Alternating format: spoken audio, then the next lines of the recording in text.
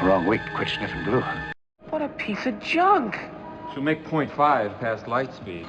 She may not look like much, but she's got it where it counts, kid. Well, good morning. It's Monday, and it's episode 2 of the Falcon build, the PG Falcon build, and we're back at it.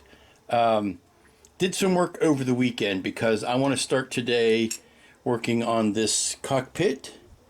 But the work I had to do over the weekend was to shave down all of the raised detail, particularly on the control console there and on the sidewalls here, because if I'm going to use those decals, you're not going to be able to get them to lay down flat over all of those bumps and wumps. And really, at 172 scale, I kind of doubt that you would really see a lot of raised detail. Now, it's possible here because you've got those big levers and little screens and things like that.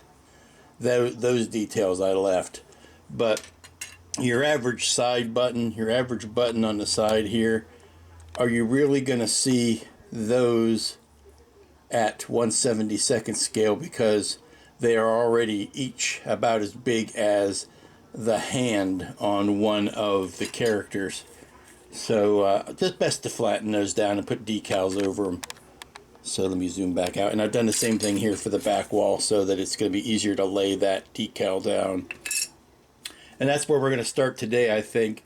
And then we come to the lighting of the main engine and what I'm going to do about it. Now, this is a quandary, and I don't know how much of a purist you are, but if you're an absolute purist and you're taking Bandai at their word that this is a faithful replica of the Episode 4 Falcon, Episode 4 Falcon with 3 landing gear, no headlights and that kind of stuff, then you would not use the upgraded interpretation of these engine grills, because this is a kind of an invention of the special edition. Yes, it's been used everywhere since then. I mean, they even went back and threw it in on Orlando's version of this ship on the Solo movie to kind of predate the appearance in Episode 4 with these grills, but they really weren't there on the 4-foot model. And then you come in, you find yourself in Enterprise Gridline territory. Well, they weren't really there, but are they there? And are they an improvement, even though they weren't actually canon? I have a tendency to believe that they are an improvement.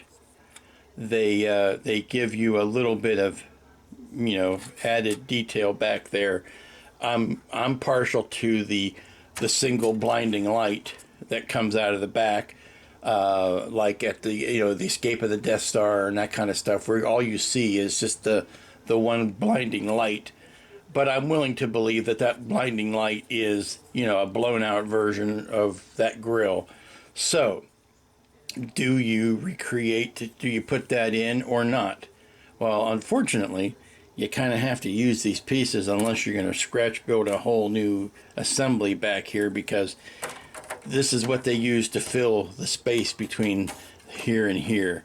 So, I thought about leaving out these guys and simply putting in this with a plain old block behind it.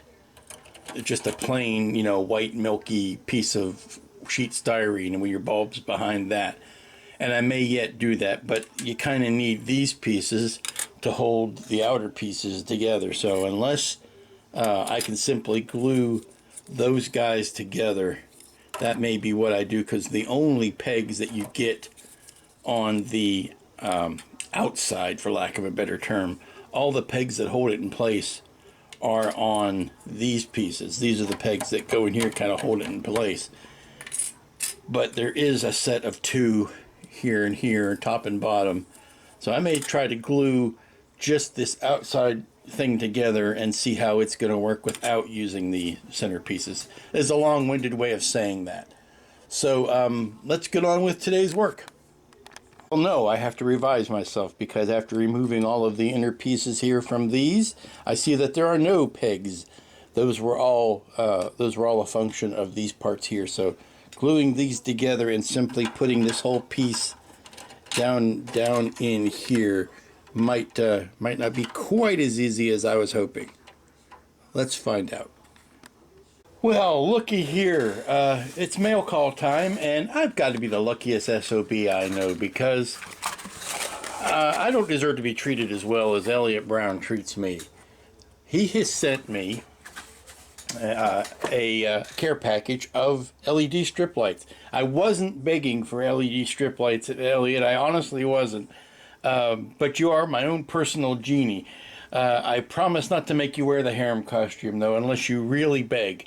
But look at the joyful things he has sent me. A couple of strip lights here, and look at this. I've never seen double-stranded strip lights. And you know what? You know what? You want to know what? I'll tell you what. This is the same exact height. This fits in here beautifully as that back piece. I had taken out the backing parts, and I was just going to lay that in there, glued them all together, and I can't believe how perfectly those fit. And they even got the spacing right between the bulbs so that they line up just about with every opening. So this is going to make a tremendous amount of difference in the build. I need to find a way to cool that down, probably by painting a blue piece of white plastic in there to cool it down. And if I do what I did on the pod, on the 2001 pod, I noticed that the blue lights tended to go teal when I painted them and put the light behind the plastic. I think if I do that again, I will go from the blue, which is really too strikingly blue if you are doing the Falcon, because that is really an intense white light with a blue tint to it. It is not an intense blue light like blue LEDs will give you. But what this will do will be to turn that just blue enough, I think. That's going to be beautiful, Elliot. You have saved my bacon. You have pulled it out of the fire for the millionth time, and I don't know what I can do to repay you, except maybe, give you money. So whenever you want to send me a bill, pal, you go ahead and send it. I will gladly pay it. Well, good. This just reinvigorated my desire to get on with this. I have got all of the panels scraped, and I think I want to put a coat of primer on them, and then a coat of gray primer just to make sure I haven't missed anything, and then I'll re-blacken them. But oh boy, this has just done wonders. And I'll tell you the truth, Elliot, it wasn't that I had run completely out. It was that I didn't have a single run long enough to do this. This is a bit of an LED hog. I still have tiny, like 1 and 2 segment pieces from your original shipment. It's just that I didn't have enough to complete that. So this is gonna do wonders. So thank you very much. Thanks again. Elliot Brown, ladies and gentlemen, Fedoratron. Go there. Okay, I may be rethinking. One of the other 2 strips that Elliot sent me was this single width cool white, but the cool white on that is so brilliant that I may have to use less monkeying around to get it to the right color of blue than this double strip. So, that's a head scratcher, and there's enough to do it. The brilliance of that is intoxicating. That may be what I have to use. Okay, I've got the old Vallejo surface primer, which I'm trying for the first time. It's a little bit lighter of a gray than I'm used to. I'm used to things being a little bit more deeper gray, so there's that to think about. But I've got a coat on the scraped down walls of the cockpit. Now, it's not vital that these walls be scraped absolutely flat, because the decals are going to go over that, and that will give it a little bit of bump here and there.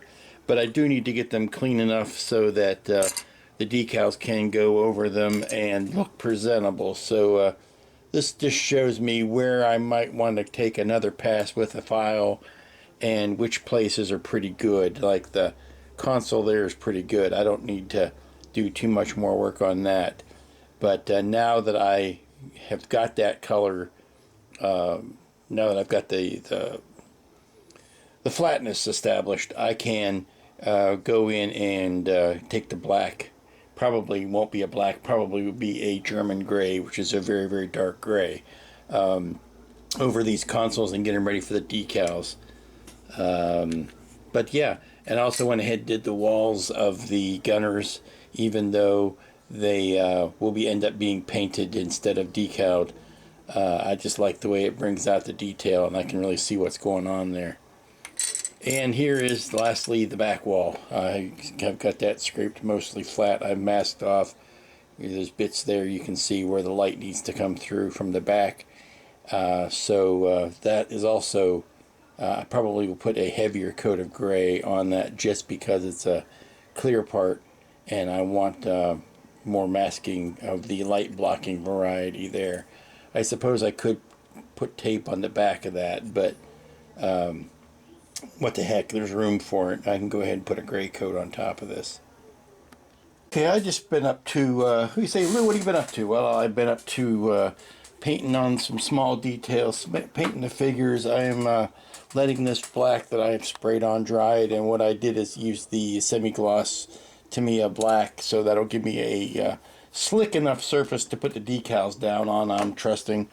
And then I pulled out this little runner and was painting up the little figures to go on, which is, again, tedious mixing work, but best to paint them while they're still on the runner like this. It gives you a handle, gives you a way to grip them, and then after you put them in place, you can touch up any bare plastic that ends up being left over. Now, fans of the New Hope will know that 3PO at no point shows up in the cockpit of the Falcon. That does not happen until Empire Strikes Back. He sits back at the hollow chess table for his time on the ship, and only during the dogfight does Leia come up to the I keep calling it the bridge, the cockpit. So I think we're going to do the traditional Han and Chewie up front with Ben and Luke in the back seats, the back seats. So I think that's I'm painting Leia and 3PO up, even though I probably don't plan on using them. I might stick 3PO in one of the gunner wells just as a laugh. But painting up the chairs and things like that, the little fiddly details that I didn't want to get to last week, doing that this week instead. Howdy and welcome back. It is Tuesday now, and continuing work on the Falcon. And after having spent yesterday playing with some painting of the figures, I decided I would go ahead and do the colorful decaling work, because although I've done a lot of work on this Falcon, there's a lot of work left to do before I can really start doing substantial painting. So best to start through the instructions again from the beginning and start detailing out some stuff so that I can put the rest of these sub-assemblies together. Like I've got to do the cockpit before I can finish the cockpit tube assembly and things like that. I got to get these three sides on both sides of that done, but I really can't do that until the gun well is in, because some parts overlap some other parts. So getting the gun wells and getting those gunner positions done is going to make easier the surrounding work, and there's still a ton of fiddly details to put on. So I'm putting the decals down this morning, and got the door inset done on this. I'm waiting for that to dry a little bit before I put the surround on it, and I'm working on like the consoles decals and things like that. And it's going very well, and it's going a lot better since I have sanded all the detail off of the pieces, because they never would have fit over top of the 3D shapes. So let's continue that work, and then I'll give you fair warning today. I'm going to have to take a break and do a ton of yard work, because this is the first really truly dry day after a ton of rain going through, and the yard really needs a good cut, and if I don't cut it now, I won't have the equipment I need to cut it later. Okay, the decals are going down. I had one very close call with a decal that folded on itself, and that was not good. But these big wide ones are going down very nicely, provided, of course, you have sanded down the underlying surface. So the decals on the console seem to be nice. I'm letting those pucker in for a while. And then once I get this, well, the back wall went down. That one surprised me. It went down without too much of a fight. Of course, the glossiness will get taken care of once I put a matte spray over that, but seems to be puckering down over the door frame pretty well. That was one thing I really couldn't sand down, nor did I really want to. I was just more concerned with the little random knobs and pointy things that would have poked up through the decal and tore it. So let me finish getting the port side on, or the starboard side decals on. These ones, like I said, they're down and on and drying, and then we'll see what the next thing that needs to be tackled is. Alrighty, I'm back from day one of yard work, and managed not to kill myself, yay, which is evident by the fact that I'm still able to hold a camera up. I've got the cockpit installed. I've got the lighting in behind it. Again, not a big fan of the lights for this, but what are you going to do? But the decals have settled down real nice. I've got to touch some paint on those control yokes. I went ahead and put those in. They're going to be easier to paint in place, I think, than they were just holding them up with tweezers. So we got that. Now yesterday or last night I went ahead and masked off the canopy, and I've got that ready to put in place. And of course I'm going to make this removable so that you can see in at all of the glory and majesty and honor that is inside the cockpit. So but you have to paint that inside and out because there's detail on the inside. So that is done, and I can start working on like putting the tiny bits. There's a piece of photo etch that goes here, but I can start finishing this up now that I have closed the top and bottom of the cone there. I can work down the rest of the way and then start putting on the, like I said, the tiny fiddly details that go there. Hey kids, it's Thursday morning, and this is starting to come together. Now, I had to do a major recalibration last night because I went to my local hobby shop with a fistful of paper with all kinds of names and numbers for Tamiya paints that I was going to use on this, and they had none of them. So I backed up and I punted, and I decided to move over to Vallejo Paints. So I picked what I thought looked good, and I'm not going to pretend to offer any sort of definitive paint guide. I picked what I liked.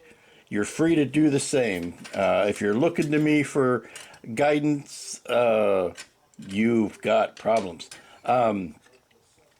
Here's what I came up with. My base color is going to be Vallejo Mecha Color Off-White. It looked off-white enough. I might end up adding some of this sand primer. I might be ending up adding some of that to it to get it into that end of the spectrum. But that's going to be my base color. I've got my red, I've got my yellow, I got my cool gray to do the individual panels. But that's what we're gonna start with. Now I've got a few detail parts to finish up to put on here, and that's what I'm going to be doing this morning. I am not ready to nail this big piece down, and after I nail that piece down, then I can do some of these pieces that spill over and join both of the halves. I still have not 100% made myself happy with the light in the back. I'm going to be taking these pieces out. I am going to be using this cool white strip, but I need to wire that up, put a switch on it, do all that kind of stuff. Plus, I need to make the box, the wall that's going to go behind that. So I am not ready to stick this piece down. But I am ready to do a lot more. There are still some more detailing I can do on this and on the rest of the bottom. I also want to paint inside the jaw box here, because that's going to be impossible to get to afterwards. So I want to go ahead and get some of that area painted in. I can get to the gun wells and all that kind of stuff, which I have not done yet, while these two parts are still separate, because I can, like I said, I can still, that's where it attaches, so I can still get in there. Okay, so here I am working on the tail light, as it were, on the Falcon. And I wanted to show you what my thinking is, because I'm very encouraged with these results. What I've got here is basically the grill piece, which I am conceded to keeping, because it's needed for structure, really, basically, beyond anything else. It's needed for structure. So, but inside that, I've got a very thin piece of sheet styrene trimmed down that has been, I spoiled the surprise, painted blue on the inside and white on the outside. Are you blind, Mr. Spock? All of my people are white on the outside. It's going to go like this, so that when the light is off, you don't see a blue painted light there, which I think looks like a toy. But when you put it in like this, backwards, and then put the blinding white light behind it, it shines blue out the back here. I am going to put a coat of not a black certainly, but of a medium gray on this, just to cover the plastic color, basically. I think I'm probably going to use the Vallejo primer color, because it's a very light gray. And then I'm going to paint that and then glue this bit in, leaving it white on the outside and blue on the inside. And then I will be able to sandwich this in, and it will fit. It is made to fit just like the back side of this piece here, and then the whole shebang glues down in like that, such that when the switch is flicked on, it's going to shine blue. Now, I'm going to be running it on 9-volt batteries, which won't make it as bright as this 12-volt, but I want to see. I don't have a fresh 9-volt. I've got this used 9-volt, so I really want to see what a fresh 9-volt's going to do. But I'm thinking of attaching it like that, where I put a little piece of Velcro on the back of the battery box that exists. And these batteries will be used only for the bridge light and the landing gear lights. Sorry, I had to cough. But the switches that go for the I keep calling it the bridge, it's the cockpit. The cockpit light, and I'm using the landing gear light and the lights on the ramp and the landing gear are still being run through the Bandai box. But I want to Velcro this 9-volt battery to the outside of the Bandai box. I can't run this strip off of the Bandai box because it's resisted, and these are straight batteries, so it would not have the power it needs. And I do wish to make this independent of having to plug it in. So if I can run the whole thing on batteries, then I'm happy to run the whole thing on batteries, because they give you this nice, easy way to get in and change batteries and turn switches on. I'd be a fool to try to reinvent that wheel. So all I need to do at this point is to paint this area here, get it all ready for what I'm going to be doing, and then glue this down, glue the light module in, and wire up a battery and a switch that I can attach to the top of the Bandai box. And I promise I stopped saying Bandai box now. Okay, I finished painting up the grill, and I just put a flat coat over it because this is going to get a lot of handling, and I want to make sure the paint is protected before I put the rest of the parts to it. I did end up darkening it substantially, but then I went back over it, and at least in the center, highlighted, went back to almost a white. Very light gray there in the center. But between that and darkening the areas here and there where it's going to sit, I think that's going to go a long way down the road towards getting that the right tone that I want it to be. So we're going to let that dry. It's almost time for lunch. I think I'm going to take care of a couple things, and then come back to, once I get this buttoned up, I need to get back on that front area to see whether or not I can do the whole top as a replaceable part. It's coming together, kids, but it's taking some time. Okay, I gotta say I'm very happy with how that light looks, and it's a real simple deal. Just stuck the strip lighting on the back of that. It's very clean, very simple, very low profile.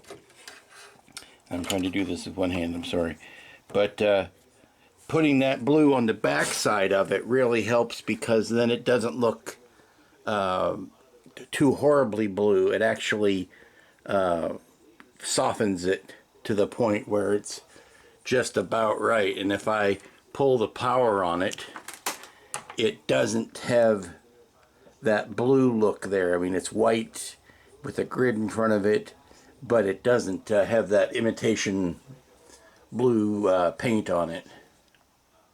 So good deal on that. And now I'm going to see what kind of details I can reattach to the top of the top section here. So I'll see what I can do as far as getting some more details down. Alrighty, kids, I have put all of the parts down that I can. I am left with this one, this W3, that I don't know where it goes. I believe it is duplicate, because there were two W trees, so there may not have been a need for two W3s. I don't mean to make that rhyme, it just does. There were two W sprues, two W branches, but that particular, which is the same shape as this right here. Now I've gone through and I've checked the instructions to see that I have not forgotten to put one of those anywhere. There's two up here, and then there's four down here. But like I say, since it's on a duplicate runner, it's possible that it was not needed. Let me see, I've got I-29. I've got one more I-29 to go, and then the rest of the parts that I have over here are parts that straddle the top half sitting on the bottom half. So that would be the next logical step, would be to put the top half on the bottom half and finish that up. That leaves me with three areas that I have to decide on. One is the ramp, and the second is the gunwales, which I can get to only until I put the top and bottom together. So I have to finish the gunwales before I can attach said gunwales. So I'm left to my own devices on that. And then, like I said, these are things that straddle, and I have determined that I cannot make the top removable. Once I put it down, I have to put it down for good, because of like I said, there are some parts that straddle both of them, and I cannot unstraddle them, which sounds dirtier than it is. So that's where I'm at. And that leaves me, the third point I have to get to is I have to finish off the engine module and glue it down and run wiring and things like that for it. So those are the three things, the three major areas that I am left with, and I think that may be enough work for today. That may be what I do first thing in the morning. Welcome back to the mess. It is Friday, paradoxically what Christians call Good Friday. It is the Friday right before Easter. And getting some little bits done here. I'm trying to get these gunwales done up, and I'm doing just a generic paint job on them. I'm not trying to match any particular iteration, because apparently there are several different varieties. So I'm just doing what looks good, because in the end very little of it will be seen. But it's a weird day outside. We're getting another raft of very heavy storms coming through, and it's knocking down the widowmakers in the tops of the trees. Broken branches, dead branches are coming down right and left.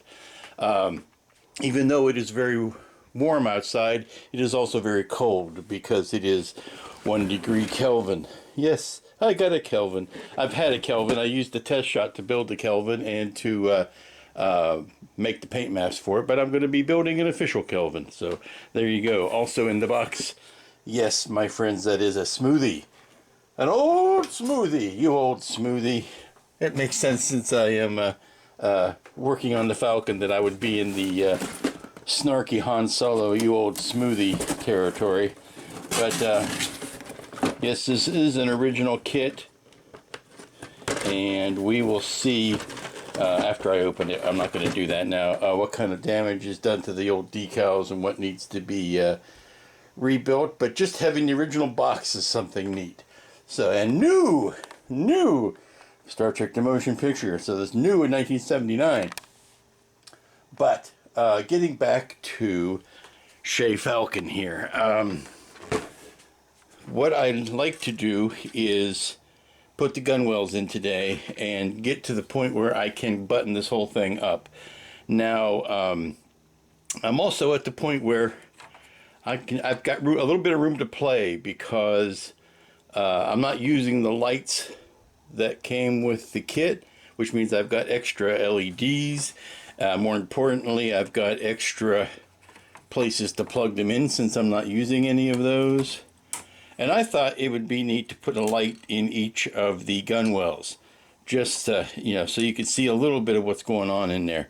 So I am painting them up, and I've realized that once I started putting everything into place and closing things down, because I was thinking, okay, well, I'll make a little tube that goes between the two. I'll stick the bulb in the tube will light up, everybody will be happy. Then I did a little bit of test fitting and realized these guys come awfully close to, if they don't, in fact, but they come awfully close to touching back to back, which makes it very interesting since there's no godly way for them to, if you're a pilot, to get in and out. There's supposed to be a access tube in between them, so I guess the Falcon shares a little bit of TARDIS technology or Irwin Allen technology, where things on the inside are bigger than the outside. So that's where I'm at, and I'm just doing some green, some silvers and some reds and some blacks and some whites, you know, generic Falcon colors. And then I will be able to close up. I'm rambling now because I'm waiting for the power went out for a little bit, and then it blipped back on, but it was blipped out long enough to knock my cable box out, so that takes about 10 minutes for it to come back on. And that's it. So let's get back to work. Okay, here's what one of the gun pods will look like. The turrets will look like. I just poked one of the spare bulbs down in through the ceiling, right about over where the back of the headrest of the chair is. I wanted to go a little bit further back, but that would hit, I think, the very top of the headrest, and that would not be good. But I think that throws enough shadows and lights and casts enough light on the subject that I think we'll be in good shape. So I need to glue that in and go ahead and do the same thing on the other one. And then glue this guy in, and I think we'll be ready to close up the top, which will be a major bit of construction. Okay, if you look on the inside here, you can see I've removed the masks that I had painted on the inside of that gunwale, the gun turret. What you're seeing is the back side of the masks that are on the outside, and those will remain until I do a lot more painting. I've taken the gun and that little piece that goes in front of it, at the base of the gun, I've taken those off to make life easier. But these I had to remove because it's time to install the gunwales, and I got to do that on the bottom one as well and get ready to plug those guys in. Okay, I've got the top, it's not down, it's in position, it's not been pushed all the way down because I want to pull it up and glue it first, but I wanted you to see how close, and that's probably half of the distance that I need to squeeze together. So there's probably going to be maybe 1/8 of an inch of distance between those once everything is said and done. But that's what that looks like. Now I need to decide, there's some things, well, see, here's the thing. If I decide to make the ramp, then I need to put that ramp piece back in, which is this guy, which means I probably need to do a quick paint job on that tunnel, that little bit of interior there to get that in place, because if you open the ramp, and you'll end up looking straight at that gunwale, which see, there's the top of the ramp. You'll end up looking straight at the gunwale, which is not attractive. Which also shows you how weird the geometry inside the ship is. So I got to take that apart, put that last bit in, because the ramp I can pop in and out. I think it's meant to be pretty much interchangeable, like the landing gear. You can take the landing gear out and put the door back over it if you don't want to show the landing gear. So that's an option, and that ramp is an option. So let me pull these apart one last time, pop this piece in, or paint it and pop it in, and then mix up some epoxy, because once I put this thing down, I'm really going to want to push it down onto all of the posts so that I don't get the, see, listen, that's the Bandai squeak. That's what I want to avoid. So by gluing it in, I won't get the Bandai squeak. Getting really close now. The weather seems to have calmed down outside. Still overcast and a little bit windy, but not nearly as stormy-ish as it was this morning. So I feel better about that. I have not had any more power blips. So, oh, I got this guy epoxied in. Went in like a dream. But I can do all of that kind of work after everything is glued down, because what I need to get to is right here in the open door, and I can get to that, and that's not going to be the slightest bit of an issue, he said, crossing his fingers, toes, and eyes. But my goal is to get this thing buttoned up and built today, so that, and I might, at least on the top, I might even get the base coat put back down. But my goal is to have it to a point where next week I'm doing nothing but painting, and then the tiny decals, because I'm not using the plating decals. I want to paint those and try my hand at chipping, which I've never done. So that'll be interesting.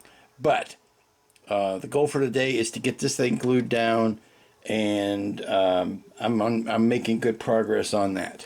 Okay, I've got this piece ready. It's not the prettiest thing in the world, but it only has to serve as a backstop. It's not an accurate depiction by any means, because that hull right there should be at a curve anyway, so this back wall here should be at a curve.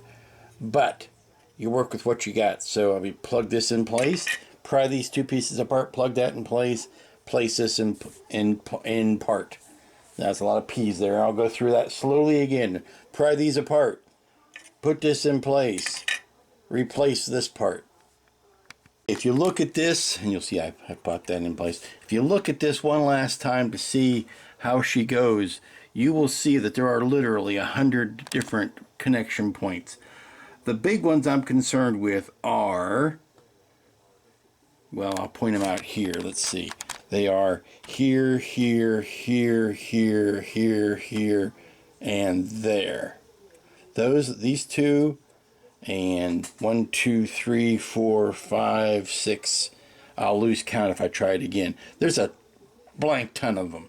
So in order to get all of those taken care of, the best way to do that is a slow curing epoxy, because you don't want to have the epoxy setting up and curing on one before you've even got the rest of them, slathered, before you even put the two pieces together. You don't want the glue going off too quickly, which would happen with 10X or the Tamiya glue, or certainly you don't want to use a CA for that. The slower the epoxy, the better in this case, because it will cure slower, you'll get a better bond, and it gives you a chance to get to everybody. But what I want to do first is take a Sharpie and just mark next to the ones that I want to do, because you don't want any of these. These don't matter. This matters. These are only there to hold mandible on, but that's the one you want. This is one you want. You don't care about these, but you want that. So I'm going to go through with the Sharpie and just mark the relevant ones, and then I can start figuring out how to get some epoxy on these and make sure my wires aren't being pinched or anything like that. So here we go. Okay, I've got them all marked, and with the exception of these two up front, with the exception of these two, everything else is, there's a smaller pin on the top going into a larger opening on the bottom, so I can basically fill these with epoxy.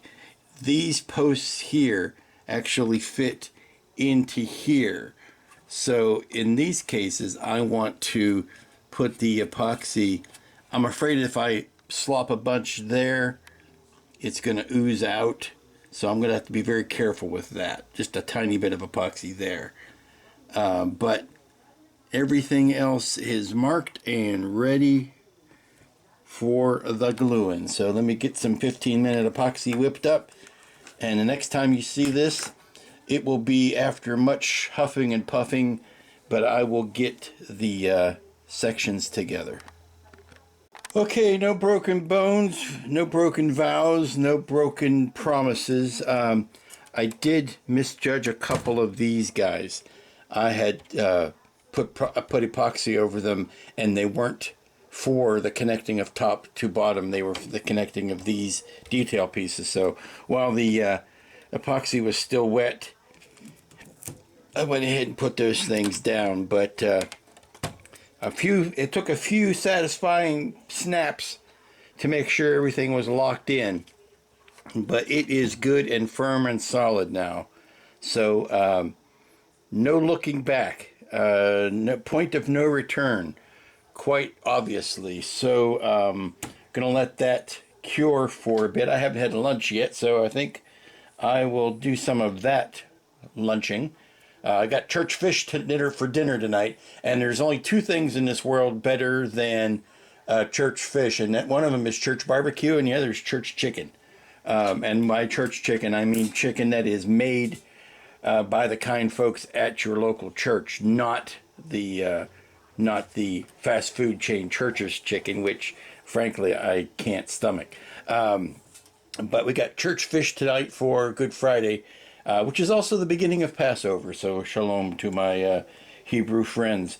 And now we're going to let this thing sit while the epoxy cures, and then we'll come back to it. Big doings, big doings. That was a big hurdle getting that done. And it's not a great time for your hand to cramp, which it happened a couple of times. My right hand is bothering me for some reason today. It is cramping up, and that I needed all hands on deck literally to squeeze this thing together. But together it is. So now last bits of construction can happen. There's a lot of detail work here, which is kind of interesting when you think of how this model was filmed. It's kind of filmed in a way where here's the hero shot because here's your cockpit, and it's got more detail and interesting stuff here, and then it kind of falls off as you get to the other side. There's less detail over there than there is here, and I guess that's just a function of, hey, this is the shot that's going to be on camera the most, so we're going to go ahead and do a little bit more work on it. But that's it for right now. Let me take a break. Well, here we are, and this is where we're going to close down for the week. Kind of upset, kind of depressed. The weather canceled my church fish. I have the church fish dinner I was looking forward to, but because of the ill-timed weather and the threatening nature of it, it's been pushed off till tomorrow. So, oh well, just have to drag something out of the fridge. Anyway, the good news is this, the Falcon is, I won't say it's done. It's done on the construction phase. And got the last of the details put in. This is the bit that was hanging over these two halves, and there's another piece over here that I could not put on until everything was joined together. And I've got the lights in. A lot of the stuff, especially like these, and a lot of that's still covered up, so you're not going to see that yet. But I don't have it quite done out, tied up and nice and tidy, but I do have that much done. There you go. There's your lighting for the Falcon engines. And that 9-volt battery that I've got on it isn't exactly new and fresh, so it's not as bright as it would be with a brand new battery. But there you go. This top here, I am probably going to end up adding some magnets to hold it down, because it doesn't quite want to stay by itself. It wants to spring up a little bit. So I think some magnets are going to help that. But one thing I want you to notice, when I push on this, no Bandai squeak anymore. And that's all because of the wonderful epoxy that is in here. But I could turn all of these switches on and you could see what's going on, but it's not going to mean a lot. I can show you maybe the landing gear wells. You can see the reflection in the glass. Then you can see that the landing gear well lights are on. The gunwale lights are kind of covered up by the vinyl there, although you can see them in between there. And by the time everything was pushed together, let me see if you can tell, those two gunner wells are darn near touching each other. That's how tight that is. And let me see, if I want to pull this around, I can. Let's pull that around, zoom out, pull this canopy off. There you can see the other work that was done this week and the lighting that is back there. So that's nice. Now that I got this open, it reminds me I need to paint those control yokes, but I also can show you the piping and whatnots that are left to be done. I am out of parts. Out of all of the parts on the kit that came with this kit, I am out. Now these are the guns and the front of the guns. You front of a gun. That all goes back here, but I am going to wait until those windows here are opened up and painted before I put those in place. The big fat instruction book that I'm mostly done with, except for the tiny decals, the figures that I don't need, that I don't plan on using. I could get in there with a pair of tweezers and pull characters out of their seats and replace them, but I'm not gonna. And then I'm down to these two pieces, one there and one there, that I could not find a spot for, and I might just hide them somewhere on the kit just to use them up. Just glue them down and no one will be the wiser except anybody who's listening to this video. But that's going to conclude the building portion of our program. And join us next week where we start the ever exciting world of painting the Falcon. I'm going to leave that. See, that's a tight enough seam.